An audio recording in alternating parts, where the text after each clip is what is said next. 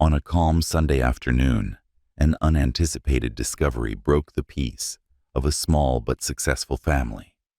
Rasha was discovered dead in her garden backhouse. Her skin was pale, and the severe end shown by the dark bruising on her neck. She was the darling wife of Darren, a reputable businessman who had lately acquired half of his family's prosperous textile company.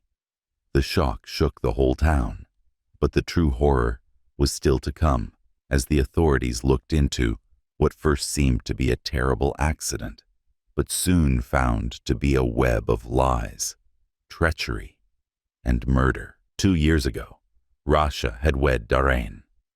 Both from affluent backgrounds, their marriage was celebrated with delight, and their future seemed bright, a love story unlike those of a romance book.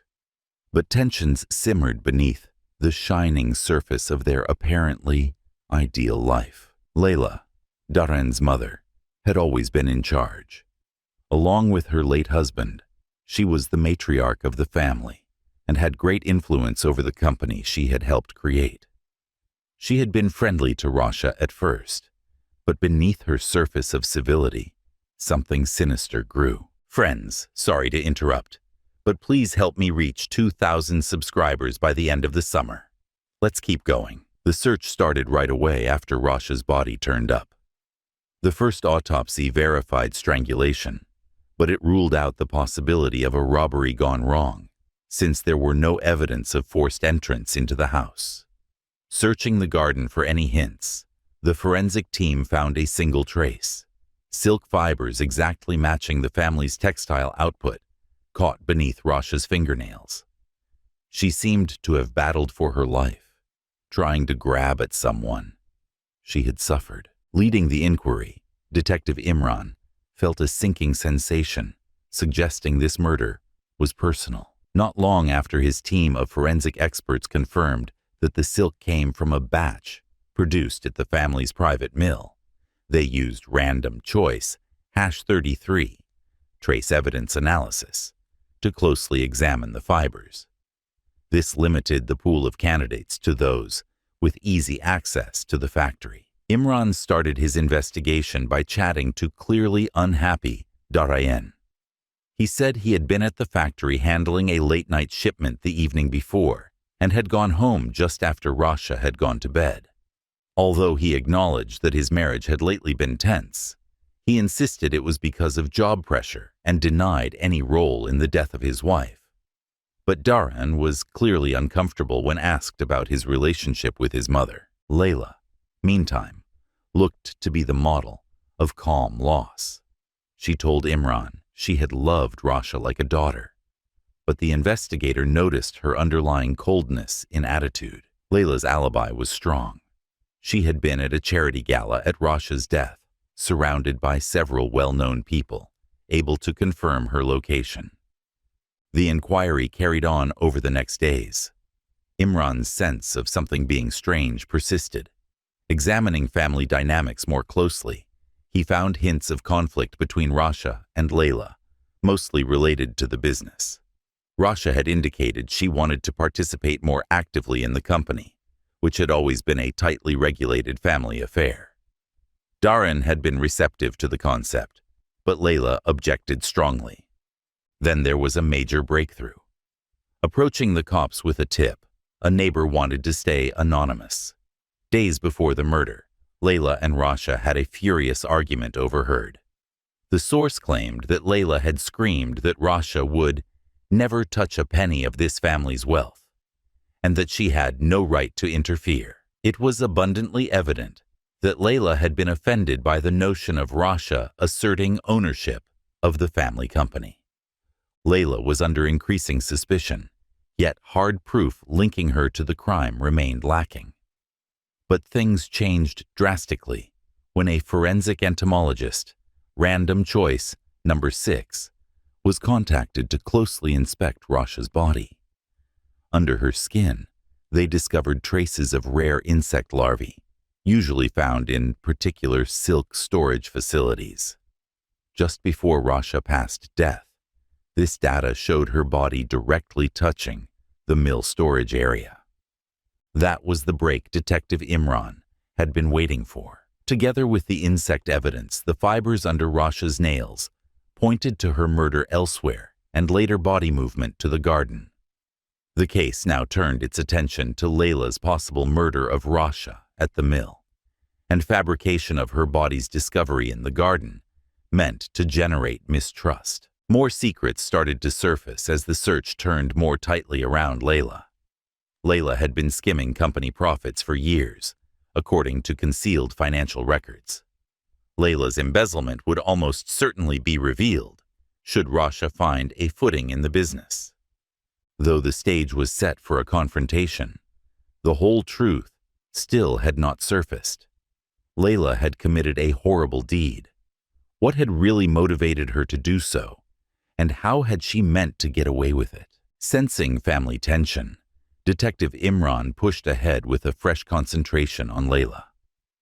Under Layla's close supervision, the forensic results placed Rasha's death at the family's textile mill. Imran knew the matriarch was no fool.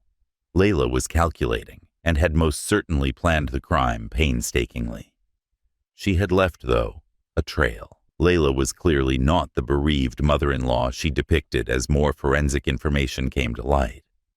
Thanks in part to the forensic accounting team, Random Choice #61, Imran started delving more into the family's financial situation. Layla had been surreptitiously transferring money from the company into several offshore accounts, according to what they found. The numbers were astounding, and years of this had gone on. Rasha, it seemed, had discovered this financial misbehavior just before her death. Rasha's genuine love of fashion drove her desire to work for the company, but it also accompanied a curiosity about the running finances. Offering to assist with some restructuring to increase efficiency, she had asked Dharan if she could check the company's records innocuously. For Layla, who had been hiding her embezzlement from the whole family, Dharan's agreement set off immediate alarms.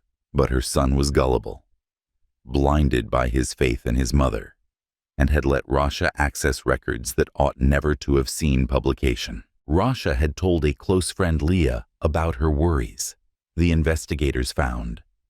Professionally a lawyer, Leah had counseled Rasha to face Dharan and propose an audit of the business. Leah said Rasha had been resolved but anxious. She knew something had to be done, but she wanted to avoid upsetting Dharan and her mother. Imran's research now included Rasha as a threat to Layla's whole empire. Among the most shocking revelations was a secret email account Rasha had set up to correspond with Leah. Random Choice #3. Rasha had expressed in those emails her suspicions that Layla was pilfering company assets. There were thorough notes on variations in the accounts and her worries about facing Dharan. These letters portrayed a woman gradually learning the truth about her mother-in-law and also realizing just how deadly Layla could be. The jigsaw pieces were starting to fit together. Still, Imran found one more troubling: Layla's alibi. Surrounded by witnesses able to verify her presence, she had been at a gala the evening of the murder. How could she have been simultaneously at two locations? Imran then started to give some thought to an accomplice. Examining Layla's inner circle more closely, turned up a fresh suspect: Aziz, a longtime family chauffeur, hired for decades. Aziz had always been quite devoted to Layla, and some whispered that his allegiance went beyond mere business. Though nothing had ever been proved, there were rumors of an affair between the two. Still, Aziz was absolutely devoted to Layla. He knew the textile mill inside out, had access to family property, and most importantly, knew how to move Rasha's body without drawing attention. Under pressure, the inquiry team looked through Aziz's phone records and discovered that he had made several calls to Layla on the evening of the murder.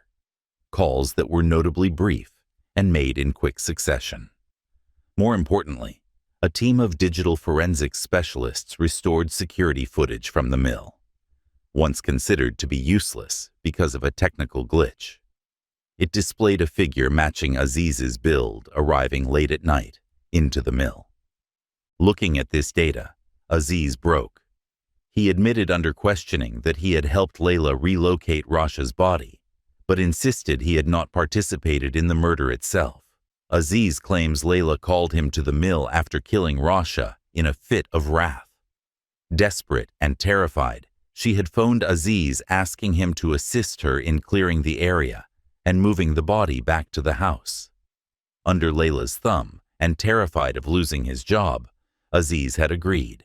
He claimed he didn't know why she had done it at the time. Confession from Aziz was the last nail in the coffin.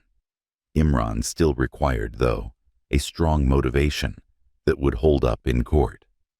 Though there had to be more, he thought Rasha's demand for a piece of the company had pushed Layla over the brink. Speaking with Daran's sister Amara, one learned that Layla had been subtly keeping control while grooming Darain for years to inherit the family company. Amara, who had always felt ignored by her mother, gave vital information on family internal affairs. She said Layla had never wanted another woman, especially someone as independent as Rasha, to stand between her and Daran's rule of the empire. Layla's actual character started to fall apart as the study drew to an end. She was a woman who had built her life on control over her children, control over the family business, and control over her own well-crafted image. Not only because of her increasing impact over Darain, but also because Rasha had discovered the financial misdeeds Layla had worked so hard to hide, so threatening everything. Layla had roped in Aziz to cover up her crime and killed her daughter-in-law to defend her empire.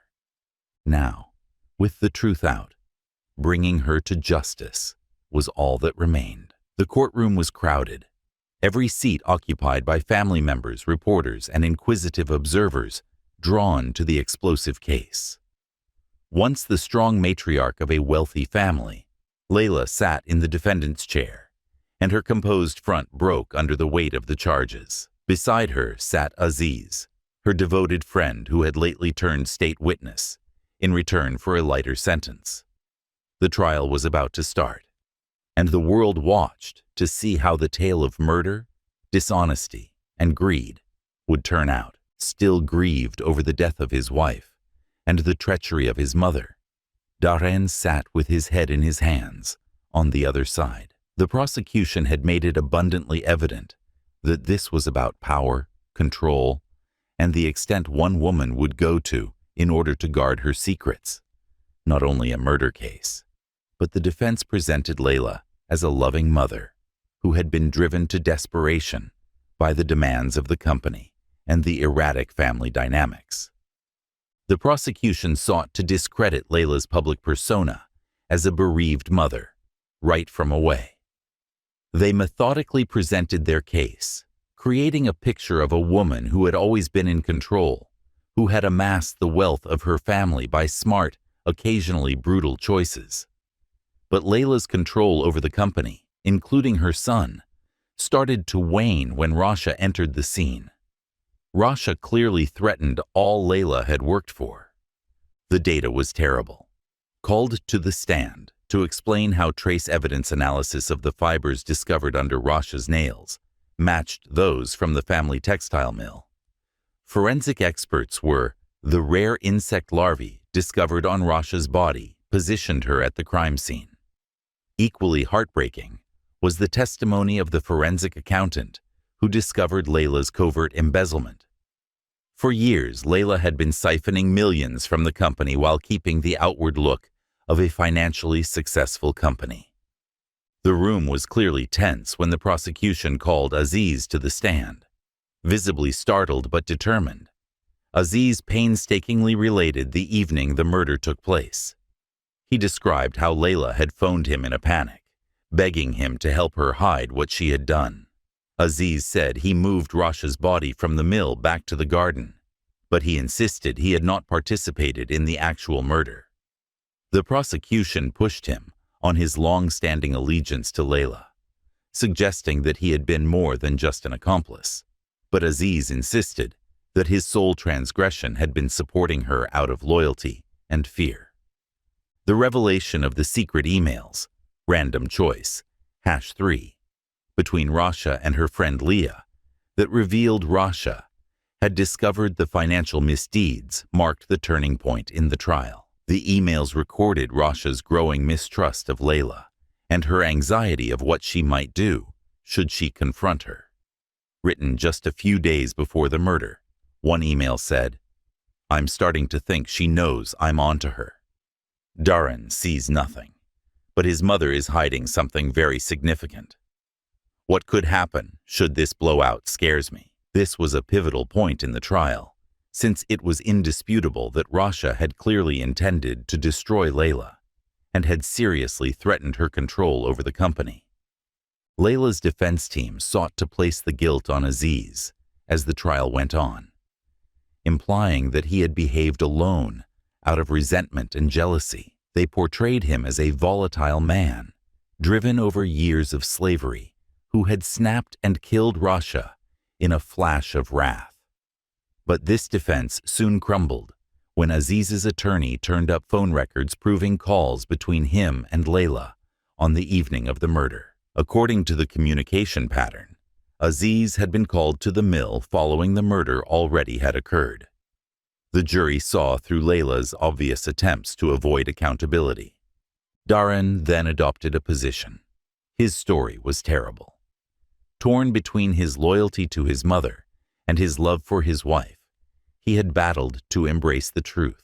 Darren related how Rasha had expressed worries about his mother's business involvement and how he had dismissed them, not wanting to believe the woman who had raised him could be capable of such dishonesty. His voice faltered as he related the incident he discovered his mother had been pilfering from the business. Worse, had killed his wife in order to guard her secret. Layla sat emotionless through her son's account, her face a mask of stoic denial. She refused to look at him. Darren was clearly grieving and guilt-ridden. He had been unwittingly caught in the storm, controlled by his mother's lies, and now he was testifying against the very woman who had molded his whole life. The defense tried one last time, as the trial drew to an end, to assert that, although desperate, Layla's actions had been the product of tremendous pressure. They claimed that Rasha had pushed her by threatening to reveal her financial misbehavior, so motivating her to preserve the legacy of her family. This argument, though, came out flat, strongly rebutting. The prosecution said Layla had acted out of pure, calculated greed rather than desperation. Not out of fear, but rather because she thought she could get away with it. She had killed to guard her empire. The prosecutor reminded the jury in his closing remarks that the case encompassed the subtle power relations in a family split apart by greed, not only about the murder of a woman. Layla believed she could control everything, everyone, including life and death, he said, staring the jury directly. But the truth has a way of surfacing. Now is time for justice to be served. The jury worked for 2 days. Their decision when they came back was unanimous, guilty on every count. Layla found herself convicted of fraud, first-degree murder, and conspiracy. Aziz would still spend a lot of time behind bars, even though he was given a lesser sentence for his part, as an accomplice in return for his cooperation. Along with a murder, the trial revealed the disintegration of a family legacy based on dishonesty. The decision of the courtroom reflected much beyond the building's front. Layla's conviction rocked the corporate world and the larger society, so tarnishing the once excellent reputation of the family, revered for its economic success. For many, the trial had been a sordid show, a revealing of the actual nature behind an apparently ideal family. For those engaged, though, the aftermath was one of reckoning, introspection, and occasionally atonement. Once the golden child expected to inherit the family empire, Darren was deeply lost. His whole life had been destroyed. His wife was dead. His mother was now a convicted killer. Once a cause for pride, the company had come to represent betrayal. Doran decided to leave the company after the trial, a tough choice. The public indignation against the family was too strong, and he realized that the scandal would always taint the company regardless of his best efforts. Using the money he made from selling the business to an international conglomerate, he established a foundation under Rasha's name, specifically to assist victims of financial fraud and domestic violence, two problems that now held great personal relevance for her. Layla got a harsh sentence. Uninterested in the defense's attempts to present her as a desperate woman, the judge sentenced her to life without the chance of parole. Layla was being taken away in handcuffs. The courtroom, which had been humming with expectation during the trial, quiet now. Her face stayed austere, but for the first time she showed a glimmer of fear in her eyes. Fear of the life behind bars, one in which she would no longer be the matriarch, but merely another inmate, one in which she lacked control. Aziz, who had been instrumental in the cover-up, got a 15-year term. Although his cooperation spared him from the whole weight of the law, his actions would still have consequences. He caught Doran's eye as he was escorted out of the courtroom and silently apologized. A useless gesture, but one that demonstrated at least awareness of the suffering he had helped create. Aziz left only regret after his incarceration ended his allegiance to a woman who had controlled him for years. Amara, Doran's sister, suffered as well from the trial. She had always been close to her brother, even though she had been mainly excluded from family business operations. The trial had caused a gulf between them, since she battled the knowledge that her mother had been capable of such cruelty. Seeking a fresh start far from the shadow of her family's past, Amara decided to leave her nation. She traveled to a far-off country where she could reconstruct her life free from public view, seeking to establish a fresh identity for herself, free from past baggage. The news of Rasha's murder dropped off the headlines as the weeks grew into months, replaced by fresh tragedies and scandals. For those engaged, though, the scars stayed. Though he began the foundation in Rasha's name, Doran battled guilt and loss. Regular therapy attendance helped him to come to terms with the reality that he had been blind to the indicators of his mother's dishonesty and the danger his wife had been under. Often restless, his nights were filled with dreams of that fatal night and the many what-ifs that tormented him. For Doran, though, the foundation started to provide direction. By means of it, he channeled his grief into supporting others who had been victims of like betrayal. Knowing that the work he was doing would carry on Rasha's legacy, he started to gradually find peace. The foundation developed quickly and became well known worldwide for its initiatives to encourage openness in corporate policies and assist people who had been wronged by loved ones. Once the family's pride, the textile company was renamed under different ownership. Emphasizing ethical behavior and openness, the new management made great effort to separate the company from its past, marked with scandals. Although it would take years to completely restore its reputation, the business started to win back public and customer trust, little by bit. Still, the stain of Layla's actions would never be totally removed. The trial was a sobering reminder for the neighborhood that had once praised the family that looks can be misleading. For months, the family's fall from grace was a subject of discussion. A warning story of how even the most strong might be destroyed by avarice and the quest of control. Though at great expense, justice had ultimately been done. One woman's refusal to give up control and her will to destroy anyone who got in her way caused Rasha's life to be lost, as well as a family to be split apart. Though the legal system had done its share, the psychological and emotional scars left behind would take far more time to heal. Layla's narrative became a dark legend in the community, a tale of a matriarch who lost everything in pursuit of power. Once considered as one of success and impact, her legacy now was one of shame and tragedy. Once vibrant family house, where many memories had been created, was sold and finally destroyed to make room for a new construction. The family's physical reminders of their prominence were gradually removed, leaving just memories and the lessons learnt from a tragedy born of ambition, control, and betrayal. The last chapter in this story was not one of atonement for Layla, but rather a sobering reminder that although vital, justice cannot mend all scars.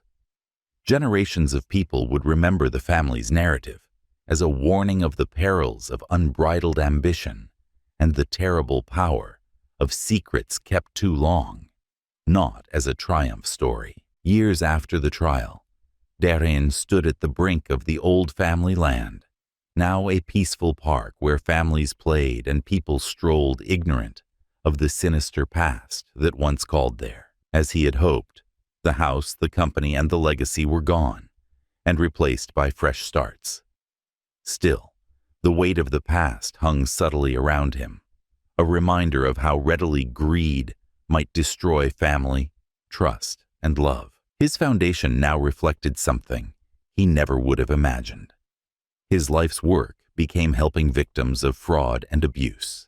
Although it never completely lessened the hurt of losing Rasha, it gave him direction. One thing Darren realized as he thought back on the years past: he had survived. From the ashes, he had discovered a new road, even though his mother's treachery, the death of his wife, and the fall of everything he knew had almost destroyed him. Serving her life term, Layla had never once asked Darren for pardon. She refused to accept the results of her acts and stayed rebellious in jail. Darren felt only grief in the few rare times he considered her. For control, she had forfeited her family, her freedom, and her legacy. Though it cost money, the truth had ultimately set him free. Rising in the park, where his family's empire once flourished, Darren inhaled deeply. Though the past was behind him, its lessons would linger always, and he turned away, headed toward the future shaped on hope, healing, and honesty.